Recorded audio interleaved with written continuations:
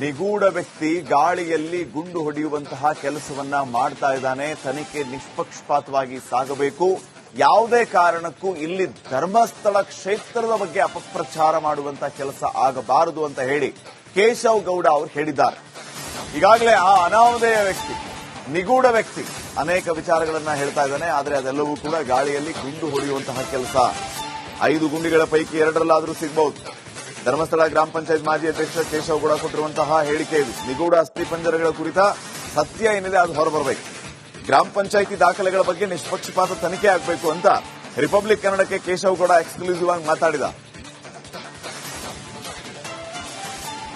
ಧರ್ಮಸ್ಥಳದ ತಲೆಬುರುಡೆ ಪ್ರಕರಣ 1, 2, 3, 4, 5, 6, 7, 8ಕ್ಕೆ ಬಂತು. 6ರಲ್ಲಿ ಸ್ವಲ್ಪ ಅಂದ್ರೆ ಪಳವಳಿಕೆಗಳು ಸಿಕ್ಕಿರುವಂತಹ ವ್ಯವಸ್ಥೆ ಆಗಿದೆ. ಇದೀಗ 8 ಆಯಿತು. ಇಲ್ಲಿ ಏನೂ ಇಲ್ಲ ಇವತ್ತು. ಹೀಗಾಗಿ ಒಂದಿಷ್ಟು ಕುತೂಹಲಕಾರಿ ಅಂಶಗಳನ್ನ ಒಳಗೊಂಡಂತೆ ಧರ್ಮಸ್ಥಳದ ಮಾಜಿ ಗ್ರಾಮ ಪಂಚಾಯತಿ ಅಧ್ಯಕ್ಷರಿದ್ದಾರೆ. ಅವ್ರ ಜೊತೆ ಮಾತಾಡ್ತೇವೆ. ಗೌಡ್ರೆ ನಮಸ್ಕಾರ. ಪ್ರಥಮವಾಗಿ ಇವತ್ತು ಸಾಕಷ್ಟು ಡ್ರಿಲ್ಗಳು ನಡೀತು, ಶೋಧ ಕಾರ್ಯ ನಡೀತಾ ಇರುವಂತದ್ದು. SIT ಸಾಕಷ್ಟು ತನಿಖೆ ನಡೆಸ್ತಾ ಇದೆ. 6ರಲ್ಲಿ ಸಿಕ್ಕಿತ್ತು, ಸದ್ಯ ಕಳೆಬರಗಳು ಸಿಕ್ಕಿತ್ತು. ಈಗ 7 ಮತ್ತು 8ರಲ್ಲಿ ಇಲ್ಲ. ಇವತ್ತು ಏನ್ ಹೇಳ್ತೀರಿ?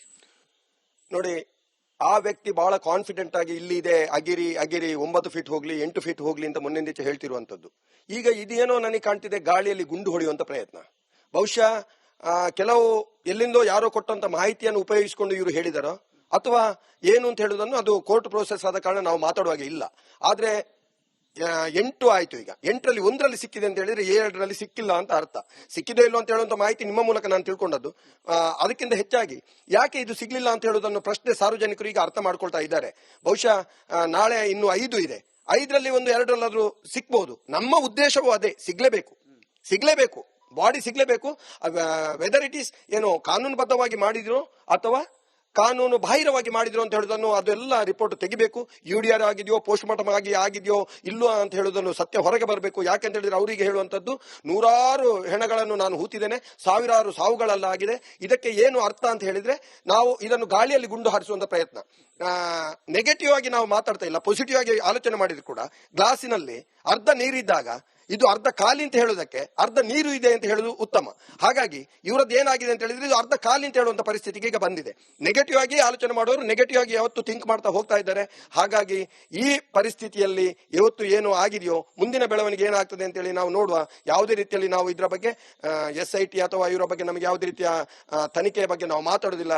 ಅಥವಾ ಆ ವ್ಯಕ್ತಿಯ ಬಗ್ಗೆ ಇನ್ನೂ ಕೂಡ ನಮಗೆ ಅನುಮಾನ ಇದೆ, ಅವನ ಬಗ್ಗೆ ತನಿಖೆ ಆಗ್ಬೇಕು ಅಂತ ಹೇಳಿ ನಾನು ಹೇಳುವಂತದ್ದು. ಪ್ರಮುಖವಾಗಿ ಧರ್ಮಸ್ಥಳದಲ್ಲಿ ತಾವು ಕೂಡ ಗ್ರಾಮ ಪಂಚಾಯಿತಿಯ ಅಧ್ಯಕ್ಷರಾದಂತಹವರು, ತಾವಿದವರು ಕೂಡ ಒಂದಿಷ್ಟು ಶವಗಳನ್ನು ಹೊತ್ತಿದ್ದಾರೆ ಅನ್ನುವಂತಹ ವ್ಯವಸ್ಥೆಗಳು ಇರುವಂತದ್ದು. ಸದ್ಯ ಈಗ SIT ಕೂಡ ನಿಮ್ಮ ಪಂಚಾಯತಿಗೆ ಹೋಗಿ ಇರುವಂತಹ ದಾಖಲೆಗಳನ್ನ ತೆಗೆದುಕೊಂಡು ಹೋಗಿರೆ. ಈ ಬಗ್ಗೆ ಏನ್ ಹೇಳ್ತೀರಿ? ಕೊಟ್ಟಿದ್ದೀರಾ ದಾಖಲೆಗಳನ್ನ? ಮುಟ್ಟಿಸುವ ವ್ಯವಸ್ಥೆ ಆಗಿದೆಯಾ? ಹಾಗಾದ್ರೆ ಅಂದ್ರೆ ನಾನು ಈಗ ಅಲ್ಲಿ ಅಧಿಕೃತ ಸದಸ್ಯನಲ್ಲದ ಕಾರಣ ಮಾಹಿತಿಗಳು ಬಂದಿದೆ, ಕೊಂಡೋಗಿದ್ದಾರೆ, ಕೇಳಿದ್ದಾರೆ ಅಂತ ಹೇಳುವಂತ ನಿಮ್ಮ ಮೀಡಿಯಾಗಳಲ್ಲಿ ನೋಡಿ ತಿಳ್ಕೊಂಡಿದ್ದೇನೆ ನಾನು. ಬಹಳ ಒಳ್ಳೆ ಬೆಳವಣಿಗೆ ಇದು. ಯಾಕೆಂತ ಹೇಳಿದ್ರೆ ಏನು ಪಾರದರ್ಶಕವಾಗಿ ನಡೆದಿದೆಯೋ ಅದೆಲ್ಲ ಪಾರದರ್ಶಕವಾಗಿ ನಡೆದಿದೆ ಅಂತ ಹೇಳೋದಕ್ಕೆ ದಾಖಲೆಗಳನ್ನು ಕಲೆಕ್ಟ್ ಮಾಡ್ತಿದ್ದಾರೆ. ಮೊನ್ನೆ ಪೊಲೀಸ್ ಸ್ಟೇಷನ್ ಇಂದ ಕೊಂಡೋದ್ರು, ಆಮೇಲೆ ಬೆಳ್ತಂಗಡಿ ಸ್ಟೇಷನ್ ಇಂದ ಕೊಂಡೋಗಿದ್ದಾರೆ. ಇನ್ನು AC ಅವರಲ್ಲಿ ಇದ್ದ ಫೈಲ್ಗಳು ಏನು ಅಂತ ಹೇಳಿ ಗೊತ್ತಿಲ್ಲ.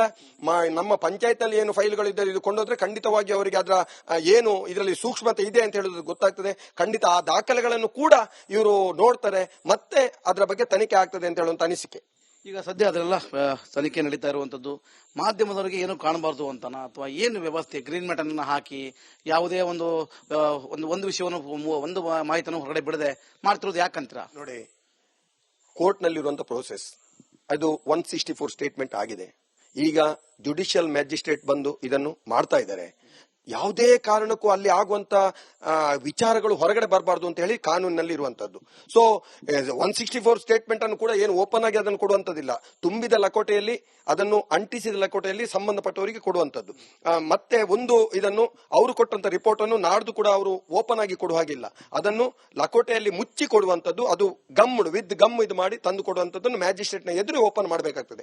ಅಂತದ್ರಲ್ಲಿ ನೀವು ಮಾಧ್ಯಮದವರು ಹೋಗಿ ಅಲ್ಲಿ ಹಾಗೆ ಆಗಿದೆ ಇಲ್ಲಿ ಹಾಗೆ ಆಗಿದೆ ಅಂತ ಹೇಳಿದ್ರೆ ತನಿಖೆಗೆ ಏನಾದ್ರೂ ತೊಂದರೆಯೂ ಆಗ್ಬಹುದು ಅಂತ ಹೇಳುವಂತ ದೃಷ್ಟಿಯೂ ಇರಬಹುದು. ಅಥವಾ ಇದರಿಂದ ಬೇರೆ ವಿಚಾರದಲ್ಲಿ ಬೇರೆ ಟೇಕಪ್ ತಗೊಳ್ಬಹುದು ಅಂತ ವಿಚಾರದಲ್ಲಿ ಅದು ಮಾಡುದು ತಪ್ಪು ಅಂತ ಹೇಳಿ ನಾನು ಹೇಳುದಿಲ್ಲ.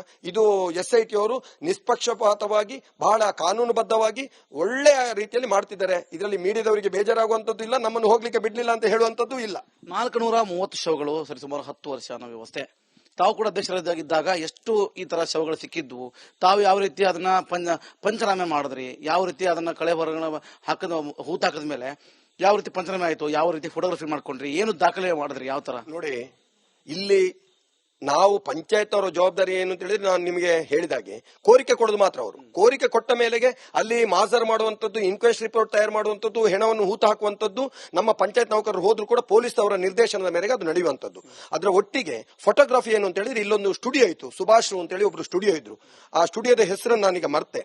ಅವರು ಬಹಳ ಸೀನಿಯರ್ ಇದು ಇಲ್ಲಿ ಬೆಳ್ತಂಗಡಿಯಲ್ಲಿ ಅವರೊಬ್ರು ಸೀನಿಯರ್ ಫೋಟೋಗ್ರಾಫರ್ ಆಗಿದ್ರು, ಸುಭಾಷ್ ಚಂದ್ರ ಅಂತೇಳಿ. ಅವರು ಈಗಲೂ ಜೀವಂತವಾಗಿದ್ದಾರೆ.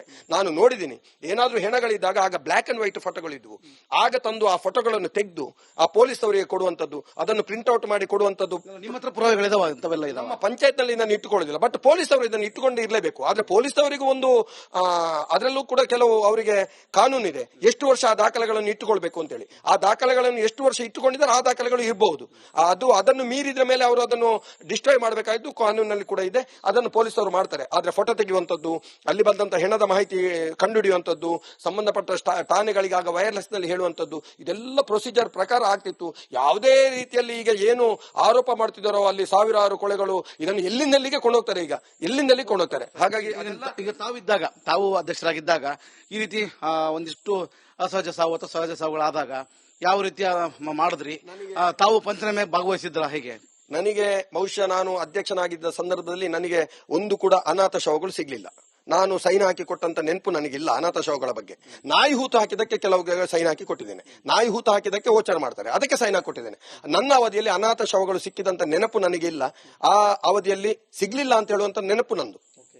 ಇದಿಷ್ಟು ಖ್ಯಾತ ವಕೀಲರು ಹಾಗೂ ಧರ್ಮಸ್ಥಳದ ಮಾಜಿ ಗ್ರಾಮ ಪಂಚಾಯತ್ ಅಧ್ಯಕ್ಷರ ಮಾತು ಅಂತ ಹೇಳ್ಬೋದು. ಒಟ್ಟಾರೆ ತನಿಖೆ ನಡೀಬೇಕು, ಅಲ್ಲಿ ಕೆಲವೊಂದಿಷ್ಟು ಪಳವಳಿಕೆಗಳು ಸಿಗಬೇಕು, ಶೋಧ ಕಾರ್ಯ ಮುಂದುವರಿರಿ, ಸತ್ಯಾಸತ್ಯತೆ ಬೆಳಕಿಗೆ ಬರಲಿರೋದು ಕೂಡ ಇವರ ಒಂದು ಮಾತು ಅಂತ ಹೇಳ್ಬೋದು. ಕ್ಯಾಮರಾ ಪರ್ಸನ್ ಶೇಖರ್ ಕೊಪ್ಪ ಜೊತೆ ಮಾರುತಿ BM, ರಿಪಬ್ಲಿಕ್ ಕನ್ನಡ, ಮಂಗಳೂರು. ಇದೆಲ್ಲ ಪ್ರೊಸೀಜರ್ ಪ್ರಕಾರ ಆಗ್ತಿತ್ತು. ಯಾವುದೇ ರೀತಿಯಲ್ಲಿ ಈಗ ಏನು ಆರೋಪ ಮಾಡ್ತಿದ್ದಾರೋ ಅಲ್ಲಿ ಸಾವಿರಾರು ಕೊಳೆಗಳು, ಇದನ್ನು ಎಲ್ಲಿಂದಲ್ಲಿಗೆ ಕೊಂಡೋಗ್ತಾರೆ, ಈಗ ಎಲ್ಲಿಂದಲ್ಲಿ ಕೊಂಡೋಗ್ತಾರೆ. ಹಾಗಾಗಿ ಈಗ ತಾವು ಅಧ್ಯಕ್ಷರಾಗಿದ್ದಾಗ ಈ ರೀತಿ ಒಂದಿಷ್ಟು ಅಸಹಜ ಸಾವು ಅಥವಾ ಸಹಜ ಸಾವುಗಳಾದಾಗ ಯಾವ ರೀತಿ ಮಾಡಿದ್ರಿ? ತಾವು ಪಂಚನಾಮೆ ಭಾಗವಹಿಸಿದ್ರ ಹೇಗೆ? ನನಗೆ ಬಹುಶಃ ನಾನು ಅಧ್ಯಕ್ಷನಾಗಿದ್ದ ಸಂದರ್ಭದಲ್ಲಿ ನನಗೆ ಒಂದು ಕೂಡ ಅನಾಥ ಶವಗಳು ಸಿಗ್ಲಿಲ್ಲ. ನಾನು ಸೈನ್ ಹಾಕಿ ಕೊಟ್ಟಂತ ನೆನಪು ನನಗಿಲ್ಲ ಅನಾಥ ಶವಗಳ ಬಗ್ಗೆ. ನಾಯಿ ಹೂತು ಹಾಕಿದಕ್ಕೆ ಕೆಲವು ಸೈನ್ ಹಾಕಿ ಕೊಟ್ಟಿದ್ದೇನೆ. ನಾಯಿ ಹೂತು ಹಾಕಿದಕ್ಕೆ ಓಚರ ಮಾಡ್ತಾರೆ, ಅದಕ್ಕೆ ಸೈನ್ ಹಾಕಿ ಕೊಟ್ಟಿದ್ದೇನೆ. ನನ್ನ ಅವಧಿಯಲ್ಲಿ ಅನಾಥ ಶವಗಳು ಸಿಕ್ಕಿದಂತ ನೆನಪು ನನಗಿಲ್ಲ. ಆ ಅವಧಿಯಲ್ಲಿ ಸಿಗ್ಲಿಲ್ಲ ಅಂತ ಹೇಳುವಂತ ನೆನಪು ನಂದು. ಇದಿಷ್ಟು ಖ್ಯಾತ ವಕೀಲರು ಹಾಗೂ ಧರ್ಮಸ್ಥಳದ ಮಾಜಿ ಗ್ರಾಮ ಪಂಚಾಯತ್ ಅಧ್ಯಕ್ಷರ ಮಾತು ಅಂತ ಹೇಳ್ಬೋದು. ಒಟ್ಟಾರೆ ತನಿಖೆ ನಡೀಬೇಕು, ಅಲ್ಲಿ ಕೆಲವೊಂದಿಷ್ಟು ಪಳವಳಿಕೆಗಳು ಸಿಗಬೇಕು, ಶೋಧ ಕಾರ್ಯ ಮುಂದುವರಿರಿ, ಸತ್ಯಾಸತ್ಯತೆ ಬೆಳಕಿಗೆ ಬರಲಿರೋದು ಕೂಡ ಇವರ ಒಂದು ಮಾತು ಅಂತ ಹೇಳ್ಬೋದು. ಕ್ಯಾಮರಾ ಪರ್ಸನ್ ಶೇಖರ್ ಕೊಪ್ಪ ಜೊತೆ ಮಾರುತಿ BM, ರಿಪಬ್ಲಿಕ್ ಕನ್ನಡ, ಮಂಗಳೂರು.